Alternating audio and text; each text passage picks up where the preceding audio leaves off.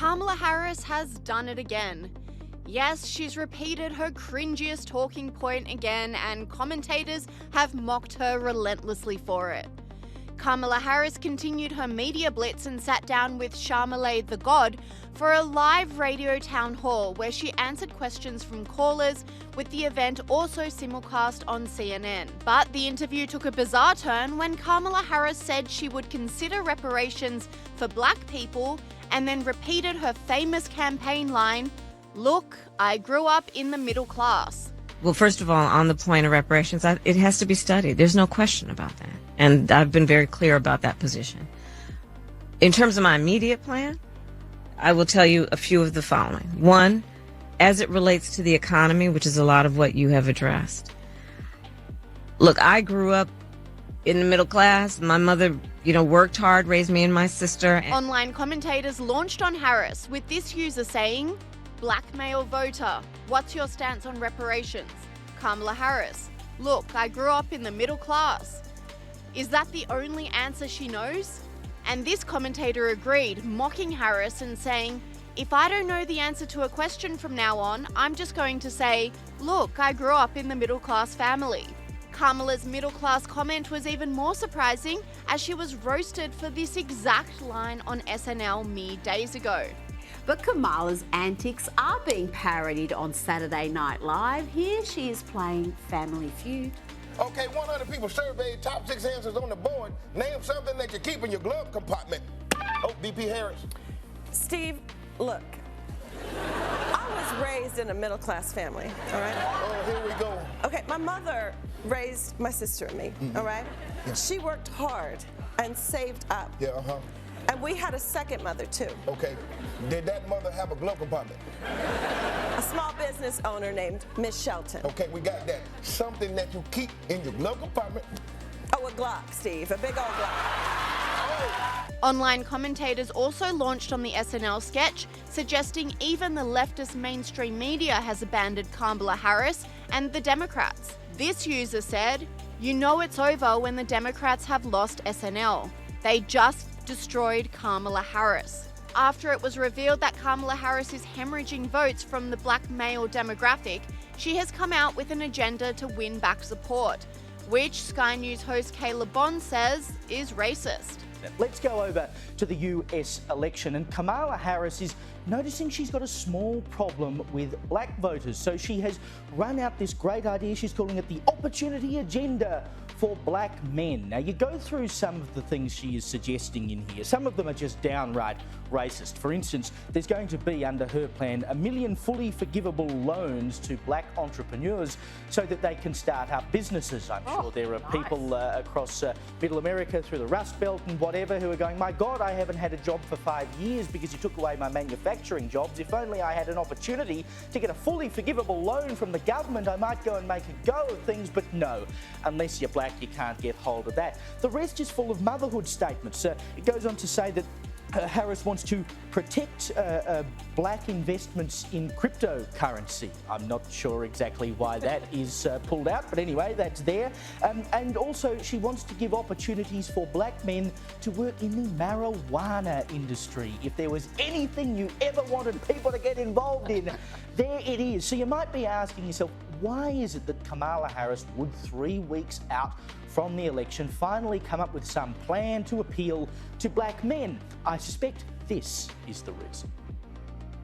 This is the Democratic margin among black men under the age of 45 in presidential elections. You go back to November of 2012, what do you see? You see Obama by 81.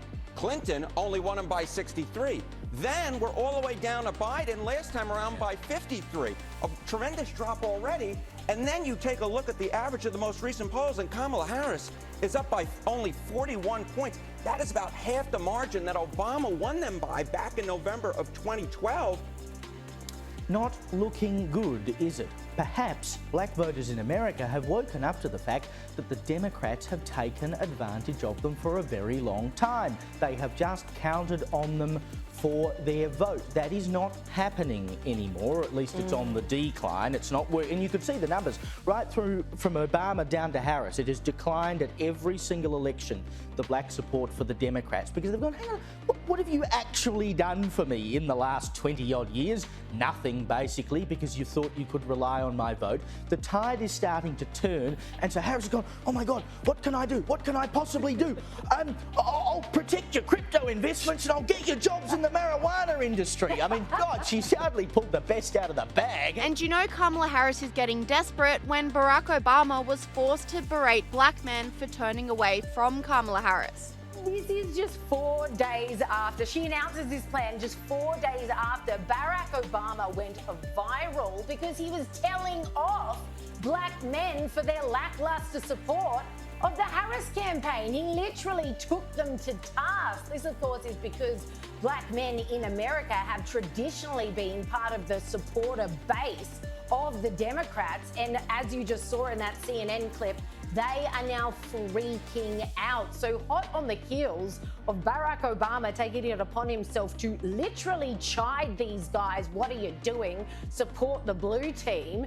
Now you've got Kamala coming out saying that another part of what she was planning in this plan for helping black men was studying diseases that disproportionately affect African American men. So she's genuinely pulling out every stop. Another one was more apprenticeships for black men in America. So it's basically just trying to offer them any kind of candy they could possibly want before they go to the polls in 3 weeks' time. Well, I mean, when you speak of candy, these 1 million loans of $20,000, fully forgivable. I know. Yeah. That's not a loan. That's free money. That's a bribe.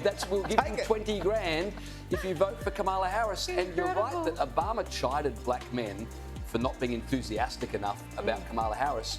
But as part of his chiding, he actually said to them, is it because she's a woman? So he's accusing black men of being sexist, and that's the reason why they're not supporting Kamala Harris. Newsweek editor-at-large Josh Hammer agrees, blasting Kamala Harris for calling America's past shameful in a resurfaced Columbus Day speech. Now, just moving on, today is Columbus Day, but the Democrats call it something else nowadays. Let's have Kamala Harris explain that. We celebrate Indigenous Peoples Day as we speak truth about our nation's history.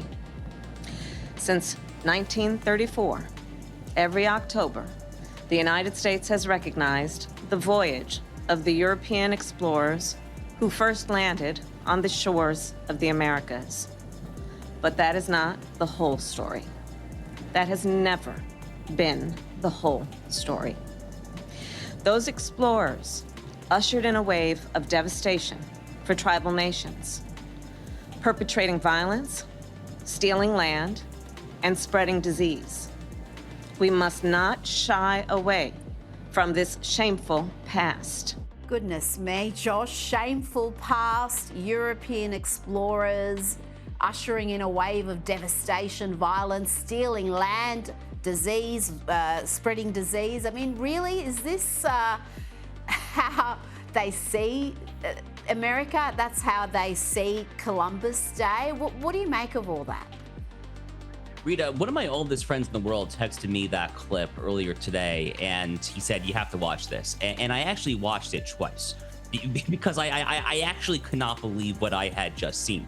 I mean, this is right out of like a Babylon Bee headline. This is right out of just a total parody satire skit. It's right out of Saturday Night Live. The fact that the person who is the current vice president of the United States, who is seeking a promotion to the leader of the free world, would get there and to say the most clearly platitudinous lines that a left-wing wokester could ever issue about how all of the Americas were conquered by white colonizers and settlers and this and that. Well, I mean, I have a very basic question, Miss Harris. Why are you running to be leader of the free world if you think that the free world, at least the entire Western Hemisphere portion of it, was inherently founded and settled in sin? that this was all a mistake. I mean, should you know, her parents are immigrants. Her parents came here from Jamaica and India. If this continent, North America and the United States, is so bad, why didn't they just stay in India and Jamaica? Why are you running for office in the first place there if this land was founded in such disgrace and ignominy? I mean, it's just thoroughly contemptible. It's so hypocritical. And you know what? Ultimately, my conclusion when I saw this video was, if Kamala Harris goes down in flames in 3 weeks' time, which I do predict that she will, I think that clips like this are going to have a lot to do with it, because she cannot get out of her own left-wing echo chamber, just like that stupid Call Her Your Daddy Whatever podcast, one where they're talking about slut-shaming and all these sexual acts. She can't get out of her own bubble, and that's what you see there on that clip right there as well. Kamala Harris's desperation to win back black voters, as well as her cringe-worthy recent media performances, show that her honeymoon period is over, says Reform UK leader Nigel Farage. Well, the important point to make is that Harris, after this initial honeymoon, rather false honeymoon, I should say, created by the press, that's all gone. Her performance on 60 Minutes was abject. Now, you know, let's see how she gets on Fox News. Trump is leading in all of the key swing states. Of that, there is no doubt. However, the leads are so small in 3 or 4 of them, we're talking 1.5, max 2%, that it is within the margin of error. So I still, if you put me up against the wall, I'm going to say Trump wins, but goodness me, this is going to be very, very tight. I've got this funny hunch it might all come down to Pennsylvania, and we won't find out for about 4 days.